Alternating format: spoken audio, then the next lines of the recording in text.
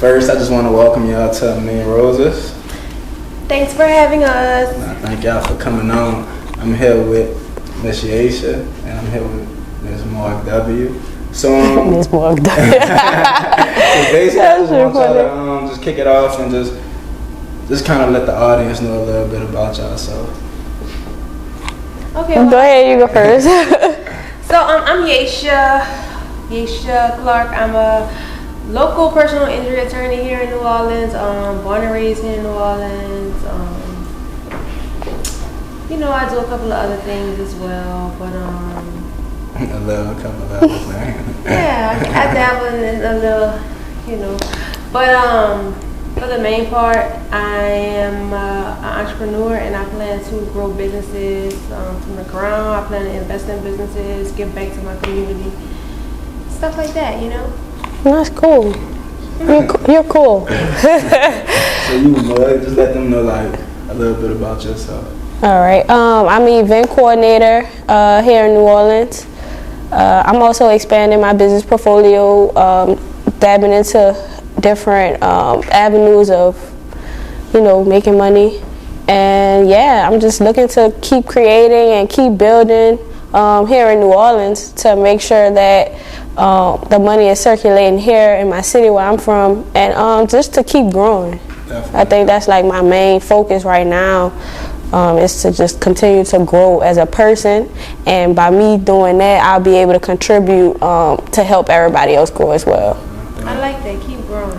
Hashtag keep growing. Hashtag. First, I want to let y'all know like that I really appreciate what both of y'all got going on and what y'all doing for the city of New Orleans. And I just want to kind of talk about what y'all doing individually, what y'all started out doing individually, and then we could jump into what y'all got going on together. Okay. So, which one of y'all want to go first? Y'all want me to narrate it? Morg can go first. I can go first. So just talk about like how you got into throwing events, being a promoter. Or was that your first hustle, or like just take us back to when it first got started out? I always tell people like this profession, it chose me. That's how I know this is my purpose and this is what I'm supposed to be doing. I started off throwing parties. I've been throwing parties since I was in high school. New Orleans, we have a culture where when I was coming up, it was a clique thing. So it wasn't just me by myself. I hung with a group of girls, and we labeled ourselves, and I was able to start promoting. Then I didn't know what I was doing. I was running a business. I told her that like both of us was actually because by us being from New Orleans, we didn't really know each other, but we knew of each other. You know what I mean? Our circle was still so y'all been knowing around. Yeah. So it's like, I'm trying to explain it, like pretty much how can I explain it? We were running businesses without even knowing as teenagers, you know what I mean? Like really taking our money, pooling it together and throwing events, making money from that, and then like just having fun and having a good time, but like not knowing we was operating businesses way in high school. So I think that's what's cool about like our stories, that knowing each other as teenagers, and then also like coming back in full form, like me having my own thing and her having her own thing, and be able to come together, bring that together, is just like going to create something monumental that's bigger than us. It's crazy because I've always loved marketing in every aspect. So I guess my first hustle was me having a clothing line. When I was in college, I always knew like if I'm making money, if I'm working, I was working at Foot Locker, and I was working at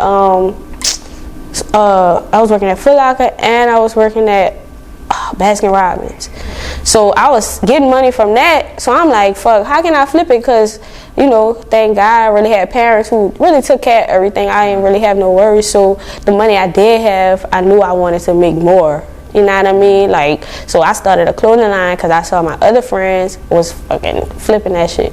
So I'm like, oh yeah, I can make my $200, invest $300 and getting a t-shirt, and then somebody gonna make me $600, I'm gonna do it. So but that was been kind of like having, I don't even cut you off, so you've been kind of having that entrepreneurial spirit. Oh, for sure. But did you like realize like how major that was at that time, or was it just like, man, I'm just trying to figure out how to flip some money? I was just trying to figure it out. But you didn't really know like, man, like this really like a talent or like a gift that a lot of people don't have. A lot of people don't have it. A lot of people, I didn't realize that because we weren't taught that. You know what I mean? That's why it's so important for me to give back, because it's like if I knew what I know like now, what I knew. Of course, people always say that, like, oh, if I knew what I knew, you know what I mean? When I was 17, 16, but nah, if I really knew the fundamentals of running a business and how to actually save money, invest money, and put it in here and make sure that, you know what I mean? Like, that shit would have helped me so much back then. I would have been in such a better position, but better late than never. So where I am now and where I was like 10 years ago is basically the same person but on steroids. Like, I've always been a hustler. I've always wanted to make money. So that just led me into throwing events and curating events. I told somebody, like, I'm going to do this until somebody literally probably buys me out of doing it, because it's still lucrative for me and it's still fun for me. So as long as it's those two things, I don't see myself like veering from it. Maybe changing how I promote events or how I market is what's fun for me. Like, I enjoy marketing. I enjoy like testing the waters, see what works, see what doesn't work for the New Orleans market. You know what I mean? So you absolutely like one of like the bright lights of what's going on in New Orleans, and like even through just kind of talk about like, because everybody just see like the good side of promoting, or they might just go through like your Instagram and they just look at what's good. Love the vibe. Yeah. So just talk about, I want both of y'all kind of like just to speak on like some of the things that you have to overcome to be an entrepreneur. I think what this is sacrifice. I've sacrificed a lot in order to build a brand. You know what I mean? Like, I literally just explained this to somebody. How it works is we make money based off of per head. So if everybody come in and pay me $20 to get in the venue, that's how I make money. You know what I mean? Not when you come in there and you get in for free and you go get a drink. That's not making money. I don't own the venue. You know what I mean? And you can look at it like, a lot of people don't understand that. So they could look at it like, oh, you know what I mean? I fuck with Morg, she gonna let me in. But at the end of the day, that take money out of our pockets, you know what I mean? But it's the sacrifice that we do to build that brand and build that leverage, because I do want you in my events, you know what I mean? Because you might tell 5 other people that's going to actually come pay the $10 or $20 that I need in order to keep sustaining and keep the nightlife vibrant. And I think that New Orleans just kind of lost touch with that. But I look at it also as, you know, me kind of being more creative on getting them how they gonna spend their money. You know what I mean? Making people really feel like you're not just really paying $20 to get in the club, because that's how people look at it, but maybe you paying $20 and you're gonna get some type of benefit towards something. Besides bringing the artist, because that's like, right, then we get into other numbers. So like, people, I don't think people think of it like that. Like I said, people just look at it like, oh, I get it free, but I'm gonna buy 3-4 drinks. That don't got nothing to do with the event or the promoter, you know, right, unless that promoter worked out some type of deal with the venue and they got a percentage of the bar. But either way it go, we don't own the venue, so it still don't make sense. Right. I feel like that's a topic we could probably do a whole another promoting segment. Promoting, right? She probably like, what other one? Right. I talk about this shit all day because it's like figuring out ways. Go on number 2. I'm gonna get over here on you, Yasha. You just talk about like, when did you know that you wanted to like go to school to be an attorney? Like, when did that set in? Was it always like an achievable goal that you had in your mind? Yeah, for me, anytime I set a goal, I definitely want to accomplish it no matter what. Like, I'll definitely sacrifice as well. Like she said, sacrifice. Being an entrepreneur, I sacrifice a lot of stuff too, because I'm like a first generation entrepreneur. So I had no idea of how to start a business, you know, how to run a business and then like that. Like she said, I was doing the same things in high school, like throwing parties as well, making money, doing tournaments. We did basketball tournaments and stuff too. So I kind of just had to teach myself. So now I have to be like, you know, I have to run everything. I have to do every aspect of a business. You know, a lot of people can outsource and a lot of people can pay other people to, you know, do marketing, and thank God I have Morg. But for other things, like I have to run everything. So I literally have to be 10 people. That's my sacrifice. But as far as me going to law school, I always knew I wanted to get a professional degree. So at first I wanted to be a dentist, but then I didn't want to like deal with teeth, mouth, blood, all of this. So I changed my mind. But I knew I wanted to go to professional school. I was a first generation college graduate, first generation college graduate. So I just kind of wanted to, to do more for my nieces and nephews because like they really look up to me. So wait, so you was the first person? First person in my whole family, like my whole family. So was that something that was like always expected of you, or was it something that you just had grown to expect from yourself? I would think so. My mom, really worked hard to put me in like good schools coming up because I have an older sister, so my older sister was kind of like trying to err from my mom because she was a single mom. So then when it came down to me, she really, really pushed that, really instilled like going to college and stuff. So you feel like you kind of, because I don't know, I get this perception in my head about certain people that just go to school, or they go to school for certain things, like to become an attorney or they becoming a doctor. Like I feel like, oh man, like they all overachievers. So do you feel like, would you consider yourself like an overachiever? Yes. So like being an overachiever, like how do you handle like, cause doing anything that you reaching for success, like it come with L's, like you're gonna have learning lessons. So I just hear a lot of stories about how some people like they can't take those L's, like they fold under that pressure. So for me, pressure and like stress, like I dealt with a lot of it growing up. I dealt with a lot of like, just because I put myself through school, so like I'm really self-sufficient, so I dealt with all of that. Like I know what it takes, but I also know like I know how it feels to miss deadlines, and I know how it feels to like want to do something instead of go and not achieve it, but just double back and have that same goal in mind, like what I'm saying, like not feeling like I failed. So I don't put pressure on myself like, oh, you a failure, like you can't do nothing, because I know what I can do. I know what I'm capable of. So anytime I don't achieve a goal, I just it's just another positive reinforcement. Like you're gonna do it regardless. I have a lot of faith in myself. Definitely. So I want to hear like the biggest lessons y'all learn through like the learning curves or the lessons, or just through the process of starting the brand and growing the brand. Like what's the biggest lessons that both of y'all have learned? For me, it's to stay consistent for sure. Consistency is key. Like once you fall off, it just personally, and then from a consumer side, like personally, it just takes a while to like gain that momentum. Like once you're already in your groove, like what I'm saying, whatever it is, whatever you may be doing, whatever profession you're in, once you're in your groove, it's just it's just a rhythm. It's just you could keep going. That's the point of momentum. But once you fall off, it's just hard to like. It just feels hard, and it's really not hard. Like you tell yourself, like, dang, it's a mind thing. But and the consumer side too, like once you fall off, they gonna just flip to somebody else. Right. Like it's a million thousands of people out there, so they gonna be like, what I'm saying, go to this attorney, I can go film, or I can go to this event. What I'm saying? So just saying, consistency is key.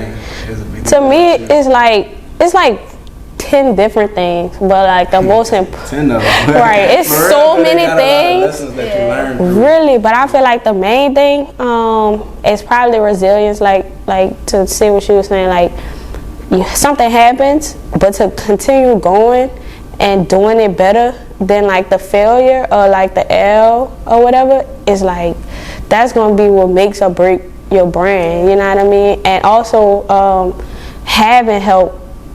I feel like for the past year, that we've been working together, just having that help with each other, that's what really is going to take my brand to the next level, because I feel like this year is going to be a better year than ever for me, just because I have that help and that support. Even though it's one person, that shit makes a huge difference, because everything seems like it's not falling, it's just so much on me, so I can kind of focus on things that I want to focus on for my brand. It's like content, experience, that's what I want to focus on, so I can, now that I have that support, you feel what I'm saying? So I think a team, resilience, and consistency all together, like you talking about like support as in from Yasha, or support like as in from like just the team that you put together? From Yasha, like I don't really, you know what I mean? Being a startup company, people gotta realize like I don't really have much like inside support.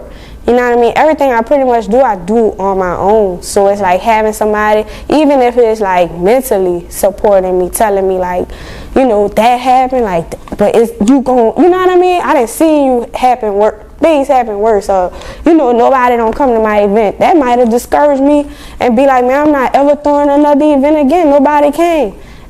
Just having that person to tell you like, nah, you just gotta change your approach on how you know what I mean? Like, it was a good idea. You just approached it wrong. You know what I mean? You just put it out there wrong. So it's like having that support, that really like will boost up what you have going on too. And another thing, it's kind of like resilience, but perseverance. Like whenever you know you have an obstacle, you gotta push through it. That's what makes you, like you said, that's what makes or breaks you. But that really would, you know, build you up. You learn from mistakes and you learn from like adversity. So you know, that's my thing. I really learn from adversity. Whenever I feel like it's hard or I can't do it, that's when I really come out, you know, like 10 times the best in you comes out. And that's I want to say it's crazy that y'all say that, but I was talking when I did the interview with I think it might have been off camera, 21 Rich, the travel designer. He was just telling me about like the importance of, you know, him getting in a relationship with his woman, and you know how they helped each other out. So just talk about like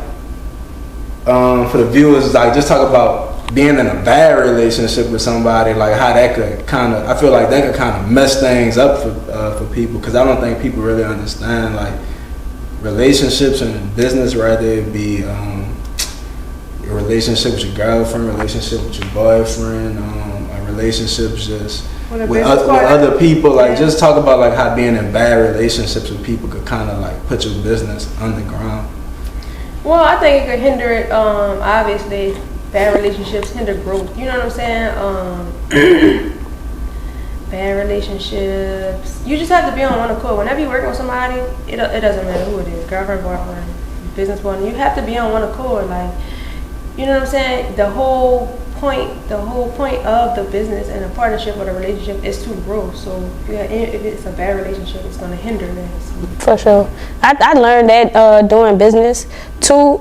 People be like, oh, don't mix personal with business, but to me, you have to, because you need to see what type of person that you're doing business with. I think a lot of my mistakes came from me not personally knowing a person that I'm getting into a business with. You know what I mean? And that can kind of show you what type of decisions they will make when you're doing business. So like, why I like working with her is because it's different from business that I'm usually doing. It puts me in another world, and it gives me another product. I look at it like a product. It gives me another product to market into a whole nother world. You know what I mean?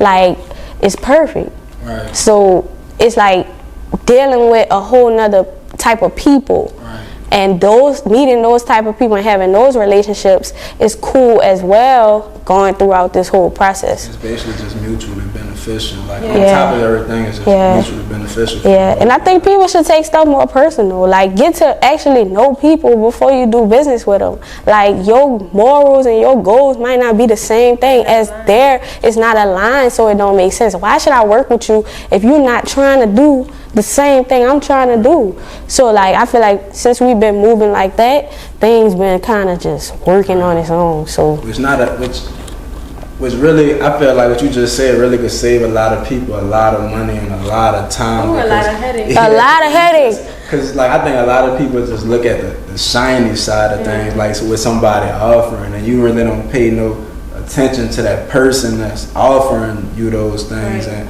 you know, you hop in a business deal with somebody and it just could go so sour. It go so wrong because their intentions was different from yours from the jump. But you never asked that to even know, like, bro, I came in this because I'm trying to do this. Right. So you just a stepping stone into a little piece to the puzzle that I'm trying to reach. You know what I mean? And I think that should be said from the beginning of a relationship. It's like a relationship, a business partnership, all of it is the same to me. So like, that shit need to be said, be very transparent. And that's what I'm trying to teach or bring into the culture of what we have going on in New Orleans, because it's like a lot of people aren't transparent with what they're trying to do. Be be real and be upfront from the beginning. Like, it don't matter if you feel like you're not in a position to say it, or you are in a position to say it. Like, be transparent about it. Like, look, honestly, I want to be on A Million Roses because y'all got 10,000 views, and I'm trying to get those 10,000 views to see what I got going. If that's how a nigga, you know what I mean? If that's what you're trying to accomplish, I can show you how I can help you accomplish it. Either I can't help you, bro. Like, I can't help you do that because I don't stand for that. That's not what I'm, you know what I mean? Like, instead of sneaky motives and trying to go, like, and that's how shit go bad. People like that, and I think the best thing about being transparent is you just get the clear intentions out in front. And just because a relationship might not work with that exact person, don't mean it might not work with somebody else. Like, it's cool for stuff not to work. Like, it ain't gotta be no hard feel. No hard feel, yeah. Like, it's just cool. Like, we just don't go together. And don't be sensitive about it. Like, I learned that too. Being like, I know I'm not trying to over talk. No, it's all good. I learned a lot through her relationships too with promoting. She probably don't know, but like, it's always some crazy foolishness going on with promoters. Like, it's just kind of like, I don't know, I don't really like that industry. It's always something going on. It's just always something going on. But I learned a lot through that too, so I agree. So basically now y'all, I'm working on saying I gotta come up with some different words besides basically and definitely. Like, you writing the paper. Furthermore, somebody told me like, no, you gotta get you a thesaurus. You're right. But so now y'all come together, and you know, I'm just looking from the outside looking in, and I see y'all got a lot of other things going on. I see what routes y'all trying to take. Like, y'all not just trying to be on the, like, y'all not trying to be no big fish in a small pond. Like, y'all trying to be, well, y'all big fish wherever y'all going. You know, I see like y'all standing y'all lane and y'all not rushing the process. And so just kind of talk about like the business. I seen y'all just started another business endeavor that y'all hopping into. So just talk about that a little bit, or how that came about. Okay, so what we're opening soon is Easy Notary and Title. So it's going to be an auto title, a public tag agency in the Office of Motor Vehicles. So we're going to be an authorized detailer for the Office of Motor Vehicles. We're going to be able to do license plates, driver's license, notary. By me being a licensed Louisiana attorney, I can do wills. You know, anything that you need an affidavit for, like anything you need written up and with my stamp on it, we're going to be able to do it right then and there. We're going to have some really good business hours. So we know a lot of people, you know, 9 to 5, that don't work for everybody. Some people get off at 5, some people get off at 6, some people get off at 7, you know what I'm saying? So we're going to have some good business hours for people to stop by. We have a really convenient location on Broad Street. So that just came about. Morgan with the marketing, me with the credentials. We're also going to do title insurance, so like home closings and stuff, because we know a lot of people, we get to the age where people are buying homes, you sell homes. We gonna do closings and all kind of stuff. We just want to have services that meet the needs of like people that we know. A lot of people we know buy cars, like a lot of people we know buy houses. So we kind of just want to be those women you think about. You need a driver's license, we can get you that in 10 minutes. So you know, come see us. I love that, man. That y'all like stepping out and just doing different stuff, but I want y'all to speak on like, so if, like say for instance, like, okay, promoting going good for you, your attorney work going good for you. So what make y'all want to do other stuff? Like what make y'all want to have more? Because not everybody inspire you to do that, or not everybody feel like they could do it. So like what gave y'all that motivation to be like, man, we want to do some more stuff, like let's keep it going. Well, the good thing about us working together, like, I know we could do anything. She know we could do anything. So at that point, we gonna do everything. Right. We gonna do everything we can. We want more streams of income. We want to, you know, create a legacy. We want our, you know, everybody, our whole family to benefit. Basically, you know, we just want to start something and take off with it. Right. Yeah. I think that's what's special about this is that it came organically too. You know what I mean? Like I said, I already was doing marketing. She already was pursuing a law degree. So it's like those two things together and that's what we came up with. You know what I mean? It's something I was interested in. It was something she was genuinely interested in, and it was like, let's do it, because I know like she said, we just know so many people that need those services and seek outside for those services. So it's like, what? We got this right here. Like, y'all don't need to seek outsource it. It's in, you know what I mean? It's right here. So it's like providing that service is dope for me. I like creating things that will have people seeking out for us. Right. And then naturally, like all day, I'd be like, dang, I just started this business. Hey, I got this business. Like all day. Yeah. So we just gonna roll with it. Like anytime we think about a business, or anytime God put that on our heart, I feel like anytime God put something on your heart, you could do it. If your brain could conceive it, you really could achieve it. So we start with easy, no, they're entitled, but we gonna have 10,000 businesses. Definitely.